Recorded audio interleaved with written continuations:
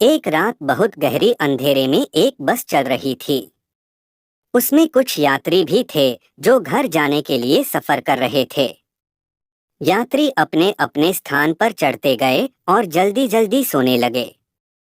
रात के अंधेरे ने उन्हें डरावनी लगने लगी, लेकिन कोई बात नहीं, उन्होंने सोने की कोशिश की। तभी बस एक जंगली सड़क से गुजर रही थी। वहां आवाजें सुनाई देने लगीं। एक आवाज में से किसी ने कहा, कौन है? मुझे छोड़ दो। ये सुनकर यात्री सब चौंक गए। कुछ यात्री तो डर से पगड़ी खींचने लगे। फिर एक आवाज आई, ये बस मेरे वश में है, मेरी इजाजत बगैर यहाँ से कोई भी नहीं हिल सकता। अब तो सभी यात्री बहुत डर गए। उन्होंने एक दूसरे के हाथ पकड़ लिए और आपस में मदद की पुकार की। बस में डर से छाया माहौल बढ़ गया।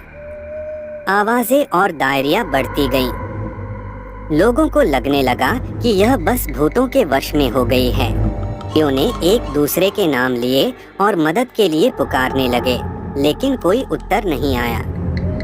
बस धीरे धीरे बढ़ रही थी और भूतों की आत्माएं उन्हें अभिशापित करने के लिए उनके पास आ रही थीं।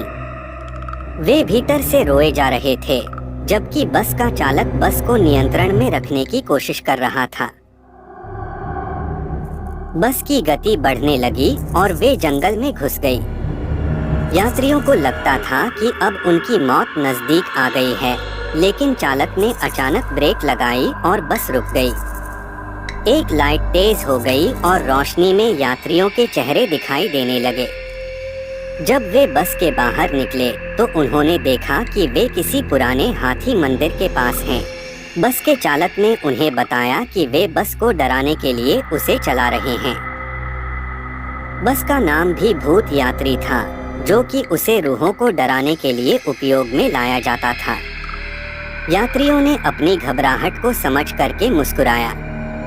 वे खुशी से भरे हुए थे कि यह सब सिर्फ एक मजाक था और कोई असली भूत प्रेत नहीं थे। यात्रियों ने एक लंबी सांस ली और यात्री अब एक दूसरे के साथ हंसते हुए वापस घर की ओर चल दिए।